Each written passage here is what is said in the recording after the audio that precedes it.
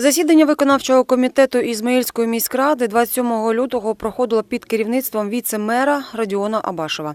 Присутні затвердили низку питань про витрати на капітальний ремонт міських об'єктів, жіночої консультації, будівлі ЗОШ номер 7, стоматологічної поліклініки та інших. Ще одним важливим рішенням було затвердження проєктно-кошторисної документації по капітальному ремонту житлових будинків по проспекту Мира 20, 22, 28, 30, 32 і 36А.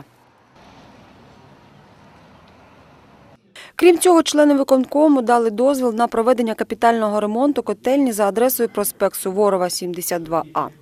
Михайло Шарафаненко, директор КП «Ізмаїльськтеплокомуненерго», зауважив, що вона опалює лікарню і пологовий будинок. Котли працювали 18 років замість покладених 10 і потребують термінової заміни. Є необхідність, тому що такою вже немножко израсходовали, скажем, свой ресурс.